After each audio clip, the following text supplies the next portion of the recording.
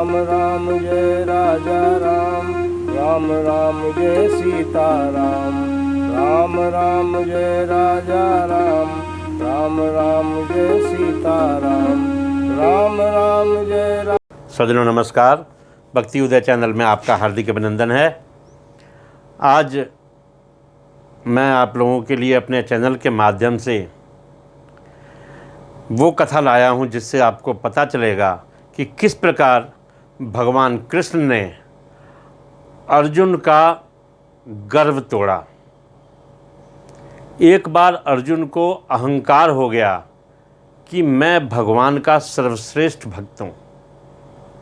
तो दोस्तों, ये कहानी हम आपको बताएं, इसके पूर्व आपसे आग्रह है कि यदि आप हमारे चैनल पर नए हैं और यदि आपने हमारे चैनल को अब तक सब्सक्राइब नहीं किया है तो कृपया इसे सब्सक्राइब कर लें, साथ ही बेल आइकन दबा दें ताकि हमारी अगली और उपयोगी वीडियोज़ की नोटिफिकेशन आपको समय पर मिलती रहे। दोस्तों, महाभारत युद्ध की समाप्ति के बाद अर्जुन को ये वहम हो गया कि वे श्री कृष्ण के सर्वश्रेष्ठ भक्त हैं, इसीलिए कन्हैया ने मेरा रथ चलाया, मेरे सारथी बने। अर्जुन को क्या पता था कि वो तो केवल भगवान के द्वारा धर्म की स्थापना का एक माध्यम था।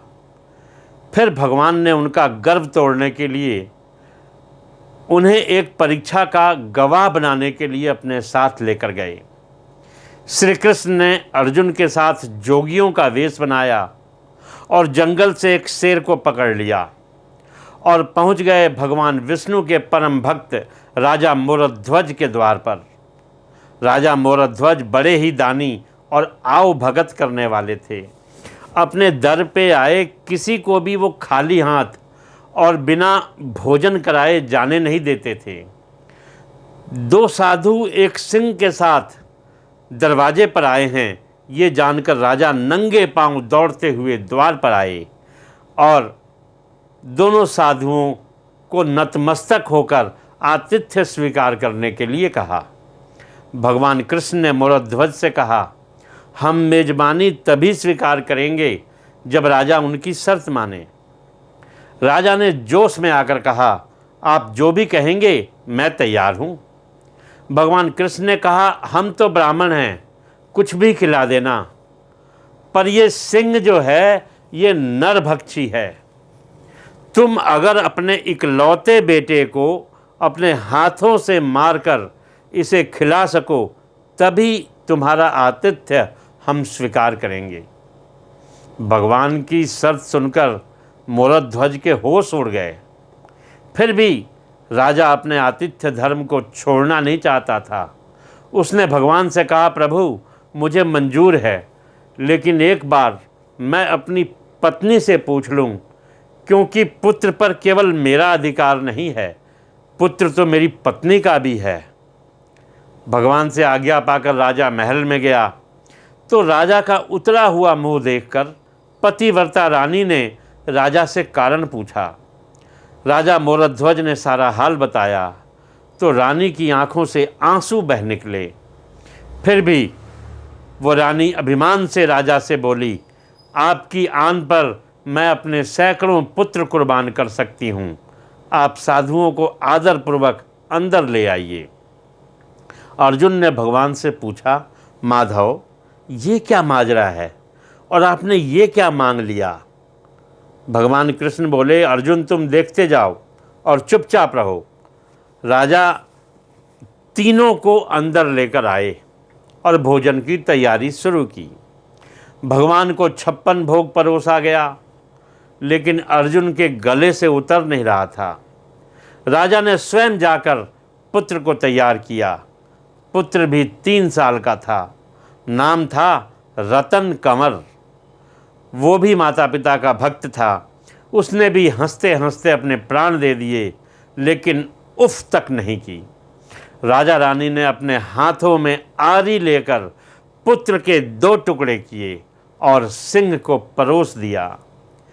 भगवान ने भोजन ग्रहण किया, पर जब रानी ने पुत्र का आधा शरीर देखा तो वो आंसू रोक नहीं पाई, रोने लगी। भगवान इस बात पर गुस्सा हो गए कि लड़के का एक फाड़ कैसे बच गया। भगवान रुष्ट होकर जाने लगे तो राजा रानी रुकने की मिन्नतें करने लगे। अब अर्जुन को एहसास हो गया कि प्रभु मेरे गर्व को तोड़ने के लिए ये सब कर रहे हैं। अर्जुन स्वयं भगवान के पैरों में गिरकर विनती करने लगा और कहने लगा कि आपने मेरे झूठे मान को तोड़ दिया है प्रभु। राजा रानी के बेटे को उनके ही हाथों से मरवा दिया और फिर रूठ के जा भी रहे हो, ये उचित नहीं है प्रभु। मुझे माफ़ करो और इस भक्त का कल्याण करो।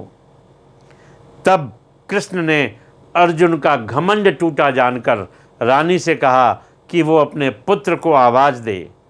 रानी ने सोचा पुत्र तो मर चुका है, अब इसका क्या मतलब। पर साधुओं की आज्ञा मानकर रानी ने जोर से आवाज़ लगाई, रतन कंवर। कुछ ही क्षणों में चमत्कार हो गया। मृत रतन कंवर, जिसका शरीर शेर ने खा लिया था, वो हंसते हुए आकर अपनी माँ से लिपट गया। भगवान ने मोरध्वज और रानी को अपने विराट स्वरूप का दर्शन कराया। पूरे दरबार में वासुदेव कृष्ण की जय जयकार होने लगी।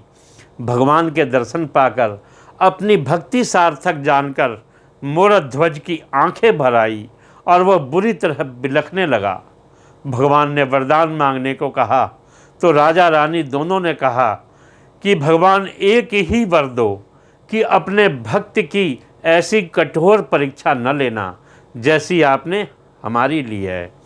तथास्तु कहकर भगवान ने उनको आशीर्वाद दिया और पूरे परिवार को मोक्ष प्रदान किया। जय श्री कृष्ण।